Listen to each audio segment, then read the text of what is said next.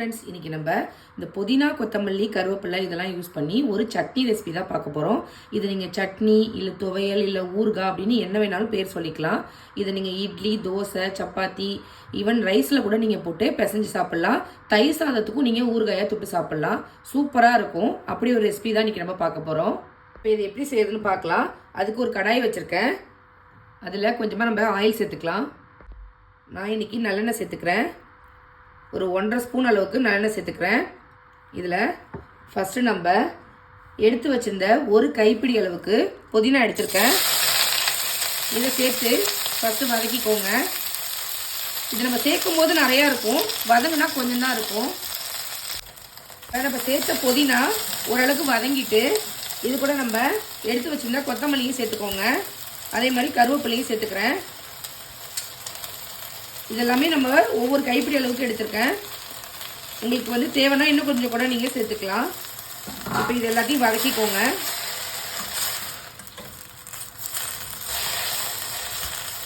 ஒரு 2லேருந்து 3 நிமிஷம் வதக்கினா போதும்.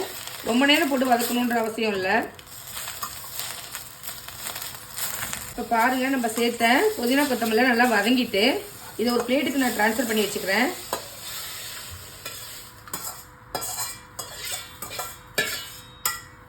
இது ஆறிட்டு இருக்கட்டும். இப்போ இதே கடாயில் மறுபடியும் இன்னும் கொஞ்சமாக நல்லெண்ணெய் சேர்த்துக்கிறேன் நான்.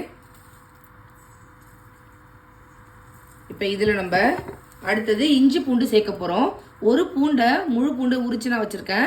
அதே அளவுக்கு ஈக்குவலான அளவுக்கு இஞ்சி எடுத்திருக்கேன். இப்போ தனித்தனியாக நம்ம வதக்கி எடுத்துக்கலாம். ஃபஸ்ட்டு பூண்டை வதக்கிக்கிறேன்.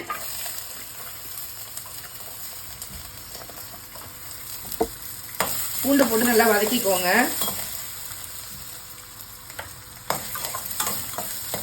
பூண்டு வதக்கிறதுக்கு கொஞ்சம் நேரம் ஆகும். மீடியம் டு லோ ஃப்ளேம்லேயே அடுப்பை வச்சுட்டு இதை ஒரு 3லேருந்து 5 நிமிஷம் வரைக்கும் நல்லா வதக்கிக்கோங்க. இங்கே பாருங்கள், இந்த அளவுக்கு வதங்கி வரணும். இதில் இருக்க ராஸ்மெல்லாம் போகிற அளவுக்கு நல்லா வதக்கிக்கோங்க. இப்போ இந்த மாதிரி வறுபட்டதும் இதையும் எடுத்து அதே பிளேட்லேயே மாற்றி வச்சுக்கோங்க. இப்போ அதே எண்ணெயிலே நான் இஞ்சி சேர்த்து வதக்கிக்கிறேன். இஞ்சியும் அதே மாதிரி தான் நல்லா வந்து வறுபட்டு வரணும். ஒரு 5லேருந்து 7 நிமிஷம் வரைக்கும் நல்லா வதக்கிக்கோங்க. இஞ்சி இந்த அளவுக்கு நல்லா வதங்கி வரணும். இப்போ இதையும் எடுத்து நம்ம இந்த பிளேட்லேயே சேர்த்துக்கலாம். கடைசியாக இது கூட நம்ம காஞ்ச மிளகாய் சேர்க்க போகிறோம். உங்கள் காரத்துக்கு தகுந்த மாதிரி சேர்த்துக்கோங்க. நான் வந்து ஒரு 10 போல் சேர்த்துருக்கேன். அது கூடவே ஒரு லெமன் சைஸ் அளவுக்கு புளியையும் சேர்த்து இதிலே வதக்கிக்கிறேன். காஞ்ச மிளகாய் இவ்வளோ சேர்த்துருக்கோமே காரமாக இருக்குமான்னு நீங்கள் யோசிக்க வேணாம், கரெக்டாக இருக்கும் காரம். இதே மெஷர்மெண்ட்டில் செஞ்சு பாருங்கள். இதையும் சேர்த்து அதே எண்ணெயிலே வதக்கிக்கிறேன். இங்கே வந்து புளியை வந்து சீடோடு இருந்துச்சு அப்படின்னா கரைச்சிட்டு புளி கரைசலாவும் சேர்த்து அரைச்சிக்கலாம் தண்ணிக்கு பதிலாக.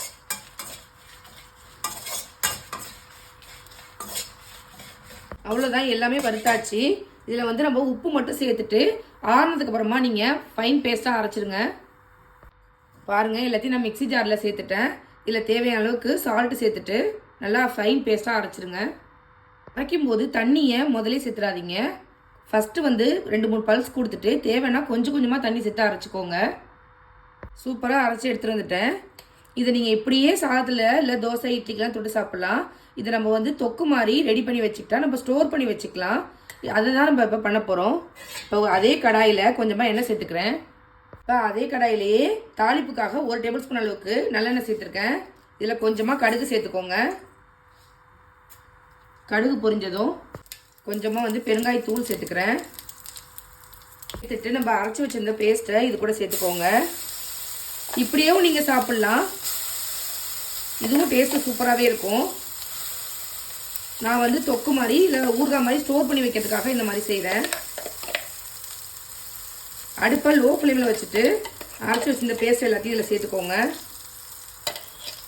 இப்போ இதை சேர்த்துட்டு நல்லா மிக்ஸ் பண்ணி விடுங்க. இது கொதிக்கட்டும். அடுப்பை லோ ஃப்ளேம்லேயே வச்சுக்கோங்க. லோ டு மீடியமில் வச்சுட்டு இதை நல்லா மிக்ஸ் பண்ணி விட்டுட்டே இருங்க. இதில் நம்ம சேர்த்த எண்ணெய் வந்து பிரிஞ்சு வர அளவுக்கு இதை நம்ம வந்து குக் பண்ணணும். அப்போ தான் நம்ம ஸ்டோர் பண்ணி வச்சா கெட்டு போகாமல் நல்லாயிருக்கும்.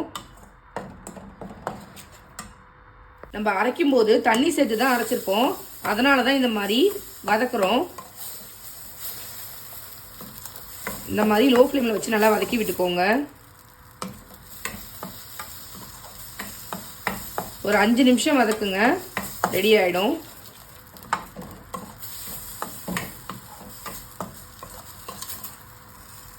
ரெடி ஆயிடுச்சு பாருங்கள். சைடில் நம்ம சேர்த்த எண்ணெயெல்லாம் பிரிய ஆரம்பிக்குது.